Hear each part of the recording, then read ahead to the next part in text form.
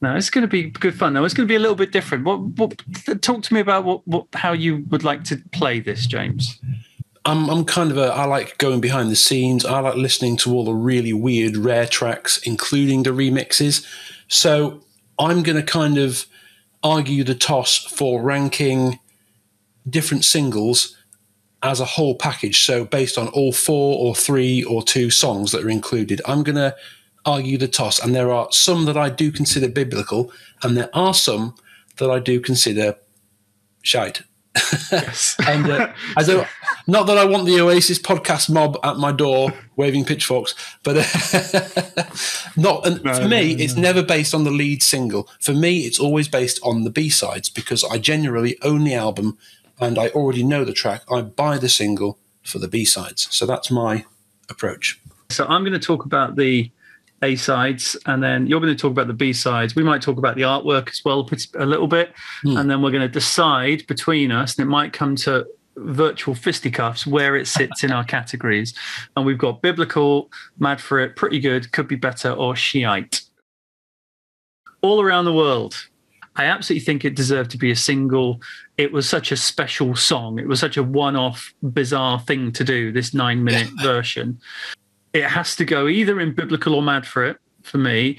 It almost feels like it deserves biblical, but it's not quite in the upper echelons of those great Oasis songs. So I'm going to say Mad For It personally, based on the single. I think I'm largely with you on that one, because All Around the World, like you said, it is just pure swagger. It's like, here's Hey Jude, take 2. You know, it's just massively confident. If you compare All Around the World with Fame, Flashbacks, and my favourite B-side on that, which is the Street Fighting Man cover, which is better than the Stones. If you compare it to other bands at the time, it's biblical. But if you compare it to the best of Oasis, I'm gonna go with you on that one and say Mad For It. And I completely agree. I think Street Fighting Man is better than the Stones version. The Stones version is quite acousticy, you know what I mean? And this is just rocks, the Oasis version. Absolutely. So yeah, I'm tempted to go in biblical now, but I agree. I think we'll stick with Mad For It. Okay. Right, Cigarettes and Alcohol. This is a really tough one. And I know the B-sides are great as well, so it'll be good fun to talk about that. But I think this has to go into biblical. I think as a rock and roll song, I don't think you can get much better than it. As a statement of intent for a relatively new band coming out, the ripping off T-Rex in that just don't care attitude, aggravation and all that sort of stuff. Liam's voice is incredible. So it's a biblical for me. For me, Cigarettes and Alcohol was the first time they hit the magic, whatever that is. So every single track is solid gold. Normally, I'm a bit wary of a live track, because usually it's just the same as the studio version with a crowd in the background, pretty much. Yeah. I remember the first time I heard their version of I Am the Walrus. And again, I was like, that is better than the Magical Mystery Tour version. And that's borderline heresy, I know. But I love it. That is, for me, the definitive I Am the Walrus. Listen up. What a tune. What a tune to be a B-side. With Fade Away, I feel like that one, it's a great song. I feel like the recording they got of it was so raw that it didn't quite get to shine, but they've re-recorded it in a million different ways. They re-recorded it on Help. They re-recorded it on Dreams We Have as Children. But yeah, I'm with you, actually. Biblical all the way. This is a song you know a little bit about. Oh, just a little. Yeah. All right. Well, look, I don't think it's great. I'm going to put it in Sheeiiite. Okay. No, of course not. This is biblical. This is one of the finest pieces of music ever recorded. If you had to break down a perfect song, I think this is a perfect song. Yeah. So it goes straight into biblical. And I'm going to put it, because we can do this. That's the only thing I was going to say.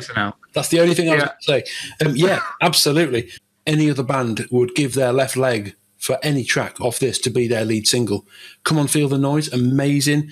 Underneath the Sky is one of my favourite B-sides. What a tune. Outstanding. Step Out. Oh, absolutely. Yeah, absolutely. It's very, very special.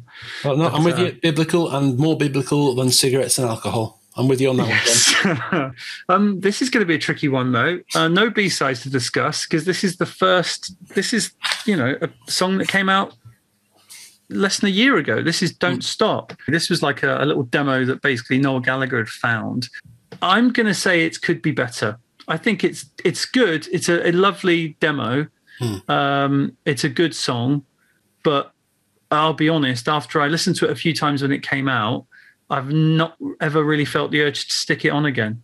Yeah, that's what I've got written down, actually. Yeah, I mean, for me, from a musical perspective, being released as a single when it's not fleshed out, you know, and it's just Noel with an acoustic guitar, I would say, yeah, could be better. Oh, God, this is hard. Right, do you know what I mean? I mean, this in terms of I know you're going to talk about the B-sides, but I'm quite jealous because, I mean, how do you, as an EP, that is such a special EP. I still think it's an incredible piece of work. I don't think it's got like the emotional power of Don't Look Back in Anger. It hasn't got the rawness of Cigarettes and Alcohol. So it's somewhere, I would just probably put it there. It's a tough one against Cigs and Alc. Really, from the point of Come On, Feel the Noise onwards for a little while, we've got constant covers that are better than the originals. And so Heroes, I listened to that and I was absolutely gobsmacked. And I was like, that David Bowie must be incredible. And I listened to it and it sounded like a geriatric man having an asthma attack. I was like, what is this? Noel's version and this, and I love David Bowie, I really do, but his version cannot stand up next to the Oasis version. I have to pick up on Heroes. I don't agree on that. I think that the Heroes version, I think a lot of what makes Heroes so great is the nuance and stuff in the way that Bowie delivers it. And I think Noel just, maybe if Liam had sung it, then I could see it. But I think the way Noel sings it, he just like shouts it, and I don't think he captures the same emotion that Bowie gets on it. So I would disagree on that front. But yeah, I mean, obviously Stay Young's, one of my favorite Oasis songs, maybe my favorite. It's become the Oasis podcast anthem. Where are we going to go then? Are we going above Cigs and Alc, do you think? No, I think you're right there. I mean, Cigarettes and Alcohol's got, Listen Up, Fade Away, Walrus. I think that's probably about right. Here's an interesting one. All right, Falling Down. I really, really like the song Falling Down. I think it's super cool. I think it's one of those great songs on Dig Out Your Soul, near the start of the record. Obviously, it's not in the biblical category. I'd be tempted to put it in the lower end of Mad for It rather than Pretty Good. Well, this one is a could be better for me. Okay. It is, because I wasn't a huge fan of the actual original song. It felt unfinished.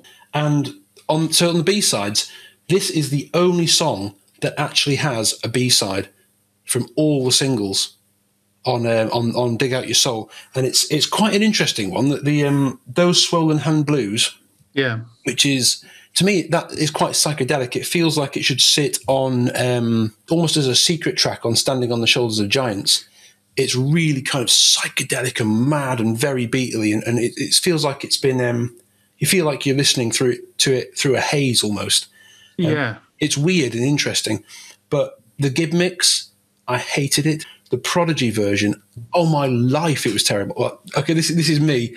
I hate synthesized stuff. I hate, drum machines and stuff like that. And when you put it next to something like, Don't Look Back in Anger, where every B-side is an original composition that's solid gold. So as a package, for me, it's very much could be better. Well, I'll tell you what, why don't we meet in the middle then and say Pretty Good? Because I agree. Yeah, I mean, to be honest, the remixes, I don't really listen to them ever. So I've probably listened to them a handful of times in my life and just gone like, yeah, fine, whatever.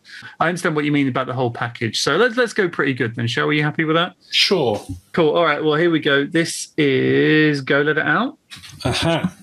It was always the most exciting was when they came back, wasn't it? Like you were saying, there was that, it's the new Oasis song. It's so exciting to hear that as well. I think it's better than Pretty Good. I would probably, based on the song Go Let It Out, I would put it in Mad for It, but not as good as All Around the World. Yeah, I'd agree on that. Go Let It Out, the song, it was exciting, but this had Let's All Make Believe. What a song.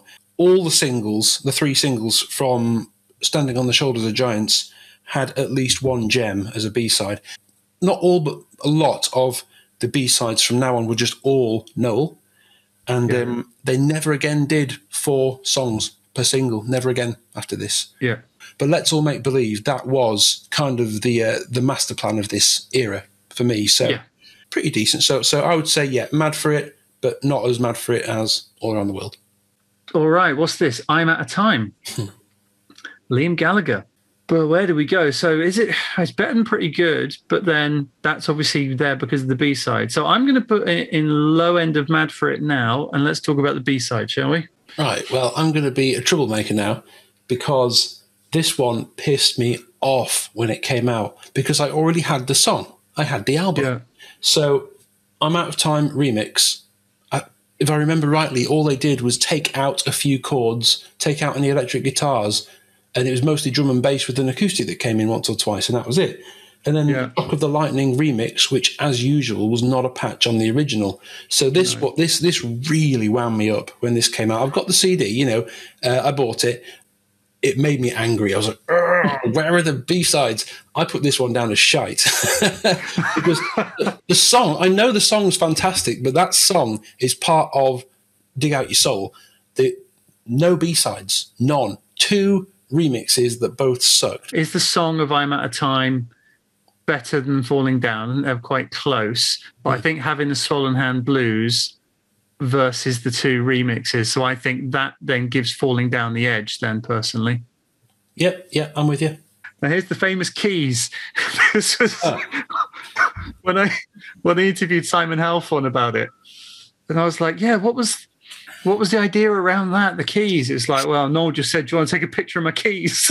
It's like, oh, okay. I like the fact it's Liam and Noel as a duet. I think that's really nice. Whenever they sing a duet together, I always really like. But generally, I'm pretty meh about it, to be honest. So it would probably sit in pretty good for me, just based on the song itself. Yeah, I mean, this was very much a could be better for me because, first of all, Rock and Roll Star, if you listen to that, Liam's voice is just shot to pieces. It sounds like a dog barking in a distant garden. Honestly, his voice is in bits. I'll be honest, that's a shocking version of Rock and Roll Star. And sitting here in silence on my own, it's okay, but they just nicked Sexy Sadie. Noel went through this little period from the Hindu Times through to Let There Be Love, where there was kind of he would put one song on as a B-side that was like, it didn't have any energy, he'd sound one of the songs he'd sound a little bit bored on, like maybe it kind of had this slightly depressing country vibe, from Hindu Times through to Let There Be Love. I was not impressed with this one. This one's very much could be better for me.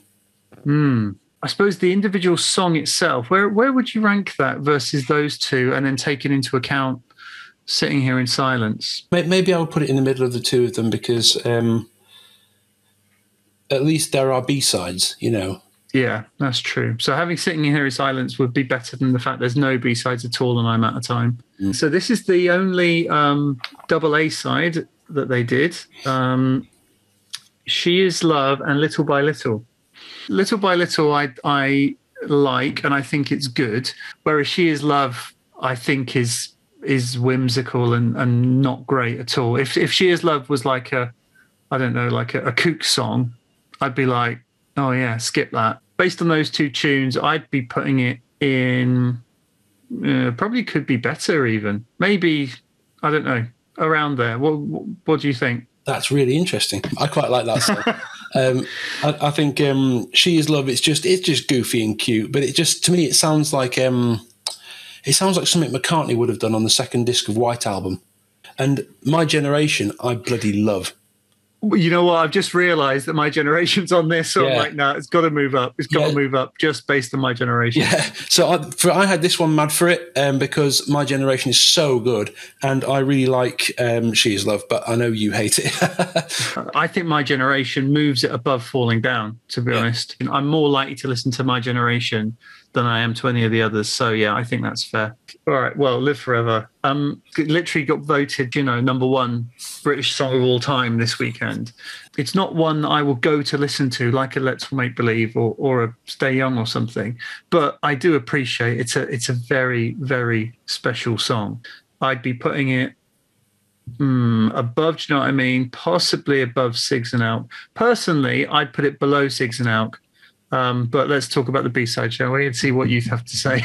There's only one little black mark, which is a throwaway live track that's almost identical to the album track. The Supersonic 94 it's pretty good, but it's almost identical to the album version. So slight black mark for that. But it has Up in the Sky Acoustic, which is ace. And Cloudburst is literally my favourite song from this era, except maybe for Slide Away. It's right up there anyway. And if they hadn't basically just lifted the entire melody off Standing Here from the Stone Roses, that could have been a lead single. Yeah, so for me, it's either the above All Around the World in Mad for It, or it would be below, do you know what I mean, in Biblical, because of the sort of the throwaway live track. Interesting. Okay. All right. I'm happy with that. Lord, Don't Slow Me Down. So this was just released like basically when the documentary film came out. This song will always have an asterisk by it for me because of the fact Liam's done a version of it, and we've heard Liam's version of it, and it's brilliant. Why isn't Liam on it? So that kind of always throws me about this version of the song.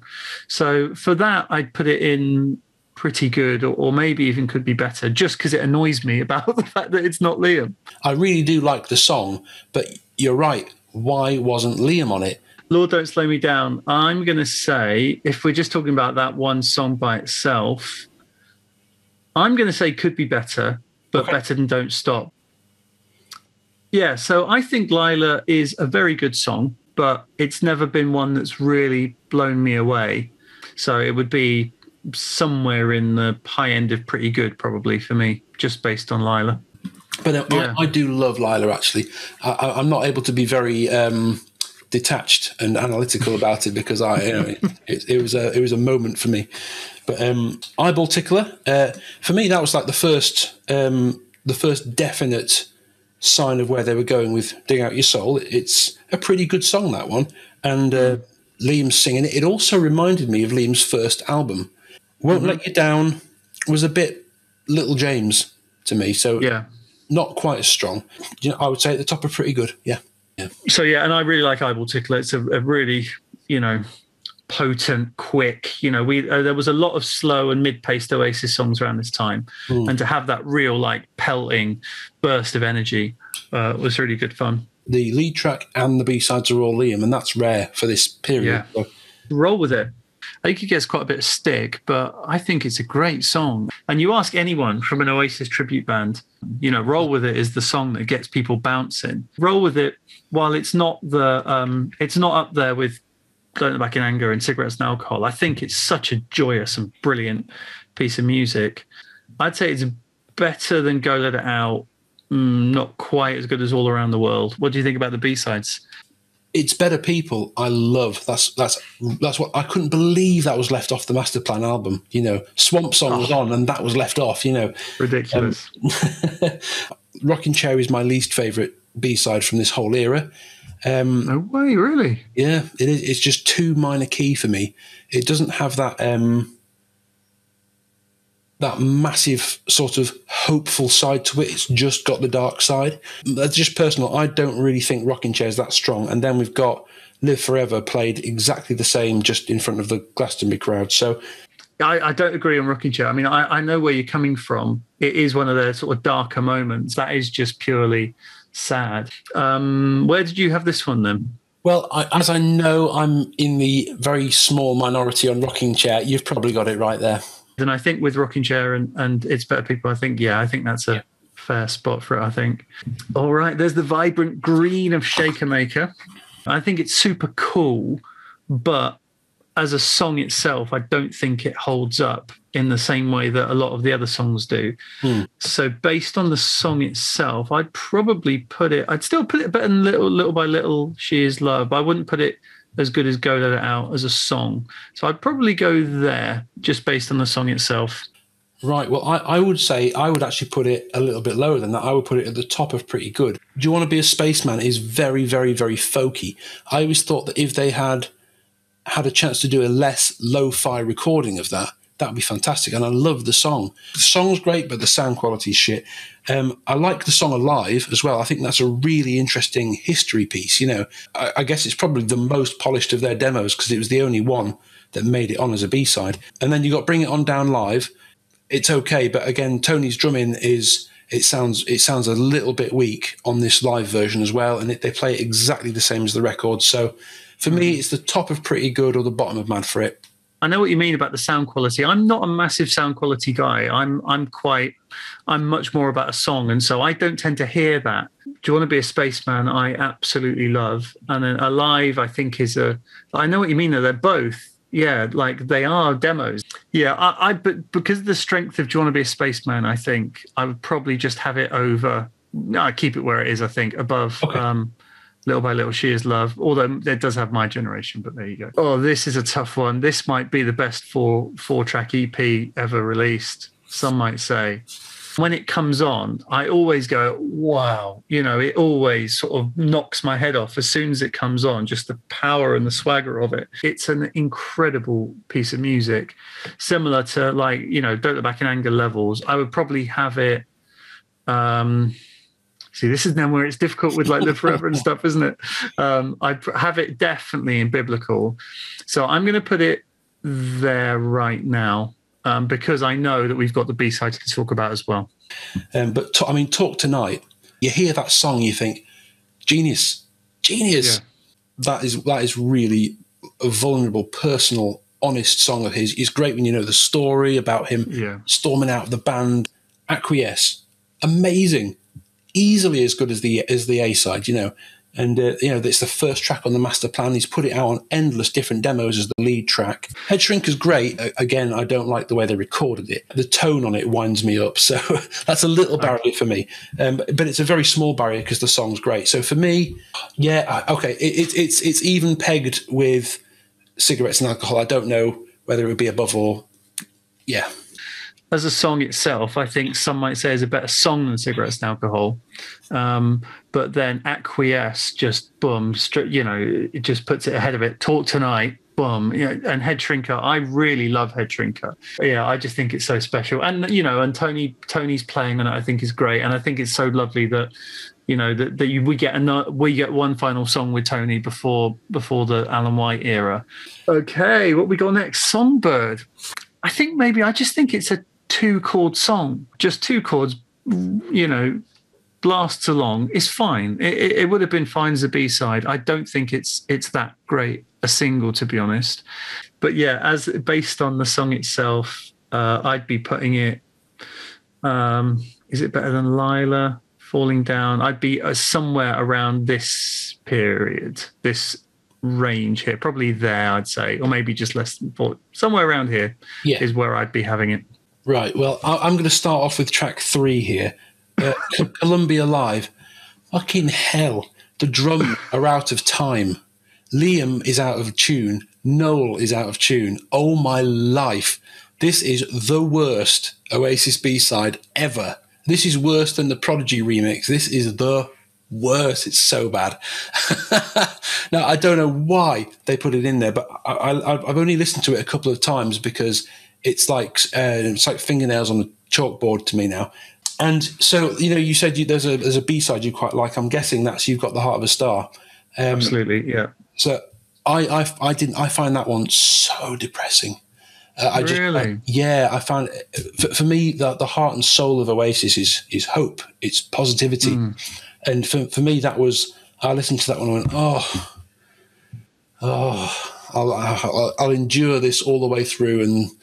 And it felt like that. It felt like a chore to finish that one. So for me, this was another one of those singles where I bought it and it made me really mad after I got home and listened to it because it pissed me off. I knew Songbird already. I was buying it for the B-sides.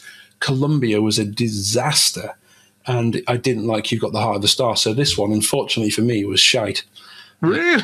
Wow. Yeah. Wow. You Got the Heart of a Star, I think is beautiful. I get where you're coming from, but I think it's a lovely song. See, I get what you mean, but I think at least we've got them. You know what I mean? At least we've got them, which is more than having not very much, having remixes and stuff. So, I mean, it was a visceral reaction to me I do as a musician. Out of time drums and out of tune singing to that extent wound me up really badly. I get that. I get it. It is me being a snobby musician is what it is. Fair enough. Stand By Me. There's Brian Cannon Sr. on the front, R.I.P. Just died this last week. As a song itself, I think it's a majestic song. It's a brilliant song. I think the recorded version's a bit long. It goes on a bit too long. Like if it had been 3 minutes, then I think it would have had would have felt a bit more special. I think it does sort of lose something from dragging on a bit, and it would be somewhere in Mad for It for me. I don't think it's as good as Roll With It. Is it as good as Go Let It Out? Probably around there, personally, just based on the main song. But then we can get to the B-sides and see what you've got to say. Interesting. So for me, Stand By Me was my favourite song on Be Here Now. I thought it was, I love it. And I love the video, and it was the first one I learned to play. For me, this one is biblical, second only to Don't Look Back in Anger. I Got the Fever, absolute tune. It's one of the ones I've done on my channel because no one had figured out the chords. I wish they played it live. I think it's an absolutely fantastic tune.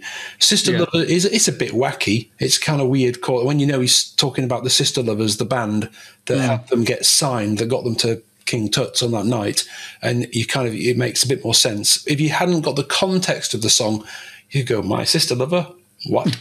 But when you understand it's so famous now anyway, probably any serious Oasis fan knows exactly what that's about on first look.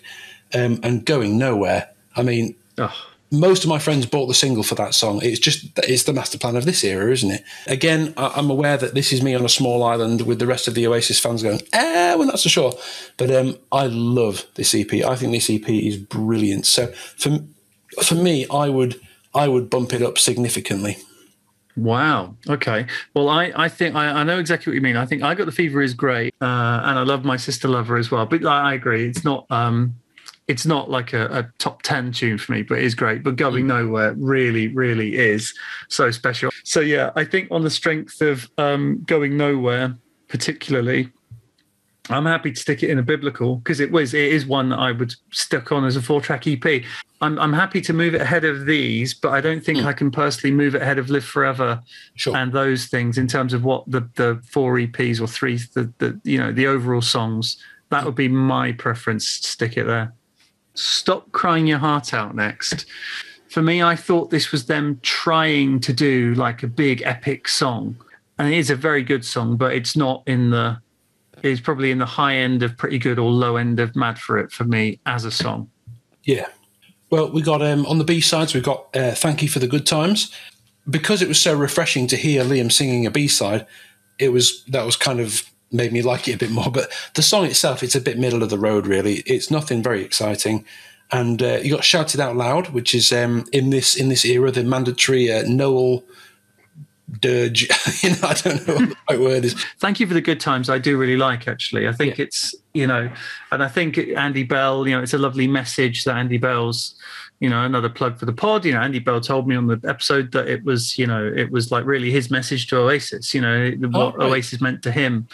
It's amazing how a bit of context like that can change what you think of the song. Yeah. That immediately makes me like it a bit more, knowing what it's about. I think the single would put it above there, but then the fact that that's got My Generation on it. But I would probably go there. How do you feel about that? I'd go behind, but it's your call. because of My Generation. But you like She Is Love, though, don't you? Yeah, that's the thing. I don't. So Stop the Clock's EP. Okay. It was bundled with some of the Stop the Clocks as a special. It kind of doesn't count, but the interesting thing on it was it had a live version of Some Might Say from 1995 Venue Unknown. So that really that was all. It's just Acquiesce, the Cigarettes and Alcohol demo, and Some Might Say on Master Plan. So the Sigs and Out demo's fine. The Some Might Say live version is good, but it's a tough one really because it wasn't anything new. It was just a nice little curio to get if you could get hold of it, I suppose. Yeah. So probably in a could be better sort of thing is because it wasn't like they gave us anything extra. Yeah, I agree.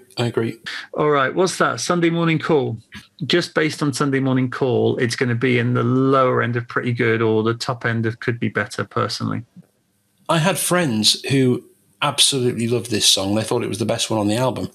Wow. For me, I never really quite got it. Carry Us All, I thought was a really strong B-side. I actually really liked that B-side. Most of the B-sides from the Shoulders of the Giants era, I thought were pretty strong, actually. They were just maybe a bit more clean than I would have liked. They were a bit more... I didn't want them as dirty as Head Shrinker, but I didn't want them as sort of crisp and clean and refined as they were. It just needed bonehead, didn't it? It just needed bonehead.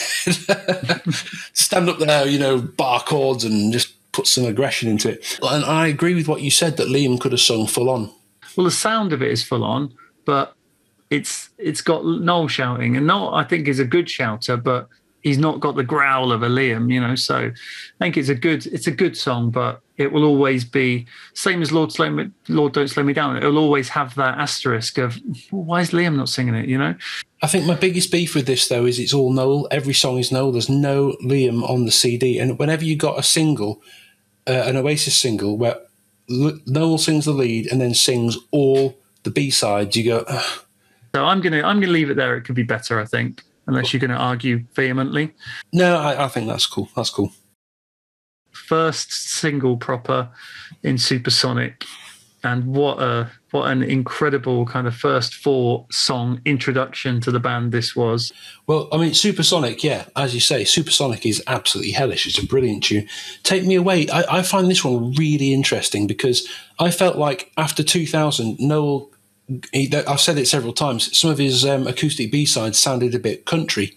And this one, when you listen to it, finger picking and slide guitar and him singing very softly, it's a kind of, it's almost like he's always had a little side of him that leans just a bit towards folk. When I heard I Will Believe, I was like, that's okay. When I listen to it now, I'm like, that is really fascinating as a kind of a history piece, a historical item, just like Alive, the 8-track version. It's exactly, so interesting to hear the band, what they sounded like, when they were out gigging and just trying to drum up a following. I think that's amazing. So I'd maybe put this in Mad for It between Roll With It and Go Let It Out, somewhere there. I was thinking exactly that, actually. That was exactly where I was thinking, around about that Roll With It range. Hindu Times, another one that was like so exciting because it's a new song. It's a new Oasis song, and it's a new set of Oasis songs. It is a bit Oasis by numbers, in the... Well, and it's also like Stereophonics because they completely nicked the riff, in 2002 with Yes, They're Back and they're great, and this is a really good song. The video in black and white, Liam looked super cool, and it was just like, yeah, Oasis are back. I love the lead single. Just Getting Older, again, I felt like that was a bit of a dirge. Not a huge fan of that song. Idler's Dream is really cool. For me, it's pretty good. I mean, at the top end of pretty good, probably. Yeah, Idler's Dream I do really like. And I know that a lot of people have that as like a sort of a top 10 Oasis song and stuff. So I think definitely in the pretty good. I think in the top end of pretty good. Ahead of Lila. Similar to Lila, but just about ahead of it maybe. Yeah. Perfect. Yeah, wicked. Well, we got another debut first track off an album. We got The Shock of the Lightning. I just like upbeat Oasis. I love upbeat Oasis. When they really go for it. Yeah. So for the song itself, I think is definitely in the top end of pretty good. It's probably similar actually to the like Hindu Times, maybe just ahead of the Hindu Times. Shock of the Lightning is amazing. There are no B-sides. There is a remix by the Chemical Brothers of Falling Down. So you're not getting any B-sides. There's no package. You're getting a remix of Falling Down that's nowhere near as good as the actual version of Falling Down. And so that's annoying to me. To a diehard Oasis fan, that's annoying. So for me, I would not be putting it in Mad for It personally. Maybe I would, if it was me, I'd be putting it below Falling Down because there's no B-side, but it's a better song than Falling Down. So I don't know. Yeah, no, I agree. I think having Swollen Hand Blues on there, I think they're two similar songs actually. I think Falling Down might be a better song, but then Shock of Lightning's got that more power to it. So yeah, I think about there, sort of probably about right, isn't it? Yeah. Here we go. Whatever. Wow. I mean, we'll get onto the B-sides. There's an interesting discussion to be had about one of the B-sides in particular.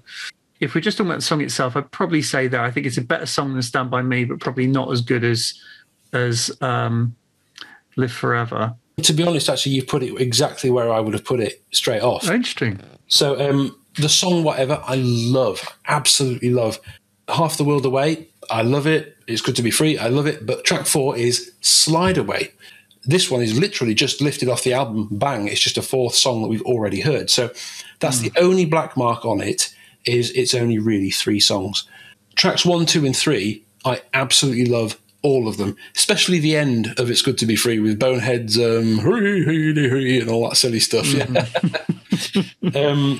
I'll be honest, for the first 3 tracks, I haven't got a single bad word to say about any of them. Whereas Slide Away, I think, is the really interesting one here because, I completely agree. It was a song for nothing.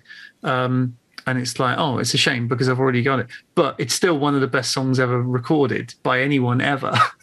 So I kind of get it as the sort of the gateway between Definitely Maybe and what was to come with Morning Glory. It's like they're kind of looking forward with Whatever and Half the World Away, and they're kind of looking backwards with It's Good to Be Free and Slide Away is the way I kind of see it. That is very perceptive. Huh. I do come out with them occasionally, mate. These are all so close, but I'm comfortable with it being there if you're happy with it being there. Yeah, bang on. Yeah. Perfect. Who Feels Love? I do enjoy it, but it's not, as I say, it's not one of my favourite Oasis songs. So I'd have it probably in the, in that sort of pretty good sort of range, to be honest. I don't think I'd quite sneak into Mad for It. Yeah, I mean, for me, this one would be at the top of pretty good because I quite like Who Feels Love, even though he nicked it off Govinda by Kula Shaker. It's tabla, sitar, one chord, and they came out first. He just nicked it and changed the chord and slowed it down a bit. One Way Road. Yeah, Weller absolutely loves it. It's one of his favourite songs. Really good song. And I love Helter Skelter as well.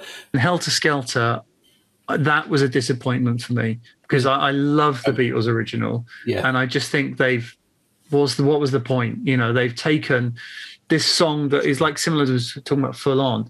Helter Skelter is supposed to be insane. The Beatles, it's like mad. It's so like all this sort of distortion. It's crazy. So I was like, oh, okay. You've taken like the most insane Oasis song and just made it kind of pretty average. Right. So So I'd probably sit in pretty good on that one. Yep, fine. A little song called Wonderwall. I've never heard of that one. You can't get away from the fact it's amazing, but it's just, I've just heard it too much. So it is hard to kind of take it out of that context now. As a song itself, it would be in probably around there, above Stand By Me, below Whatever personally. But then we're going to get onto the B-sides. Yeah. So, I mean, Swamp Song, I'll start with Swamp Song. So the Swamp Song's the weakest B-side, but it's still a good laugh. It's just Spirit in the Sky with harmonica and solo, really. But Round Our Way, amazing. The horn section, that is still one of my favourites. I listen to that all the time. And The Master Plan, which, is probably the best Oasis song they ever did. For me, Wonderwall bounces up to just being under, some might say, at this point. That's my feeling, just because The Master Plan, Yeah, you can't argue with that, can you? I mean, some might say versus Wonderwall, I'd probably favour, some might say. So, yeah, it's right up there, isn't it? And here's the mad thing. Look at them top 3. They were almost consecutive, Some might say You also had then Roll With It, which was, massive because of the Battle of Britpop. And then you had, Wonderwall and Don't Look Back in Anger. They were almost consecutive. It's just incredible. No wonder they took over, So then finally we have got The Importance of Being Idle. I don't tend to think of it as an Oasis song, to be honest. I tend to more think of it as like, this is a Noel Gallagher solo project, but he just did it when he was still in Oasis. You see what I mean? It's almost like something from a film, something he did for a film soundtrack. Yeah. It's a very unusual song, but I think it's a great song. It is kooky. Yeah. It's very kooky and very interesting and different and funny. So based on that, I'd have it probably ahead of Shaker Maker. Probably similar around there based on the song itself. Pass Me Down the Wine and the Quiet Ones. Both of them, I listen to them and go, yeah, they're okay. So the whole thing for me, it's fairly just kind of bang in the middle somewhere, so. Yeah, I think it does move down because the B-sides. Yeah, I think Pass Me Down the Wine is a bad song. Like, I don't think it's a well-written song, Yeah. And then the Quiet One, similar. I think it's fine. Like, I don't think it's a great song. It's 2 minutes long. It's a Gem Archer tune. I would say I'll put just behind Shaker Maker, really, personally. Yeah, ahead of Stop Crying Your Heart Out. I think that's fair enough. I think it's fair enough. The lead track has got to be a defining element, hasn't it? So I think it's come out slightly different to where you wanted. So we didn't end up with anything in Sheeiiite ultimately. No, you saved all the Sheeiiite votes with your final. So what did you have in Sheeiiite? I had the Songbird CD, not the Songbird, but the Songbird CD was Sheeiiite because Columbia and you got the Harp Star. Let There Be Love, because sitting in here in silence on my own with the rip-off of Sexy Sadie and dreadful version of Rock and Roll Star. And I had Shock of the Lightning and I'm Out of Town. And I'm Out of Time because I was just so annoyed at the lack of any B-sides. Got you. Fair enough. And then what did you have on your original before we did it? What did you have as like your sort of top 3 or 4 then? I know this is me being sort of out on my own, but it was as it was, but Stand By Me was second. I do really like that CD. As I say, I love the way that the tracks meld into each other and stuff. Brilliant. All right, James. Well, thank you so much for your time this evening, mate. It's been absolutely fantastic. Yeah, always a pleasure. And we'll so thank you very much, and we'll see you again very soon. My pleasure, mate. See you next time.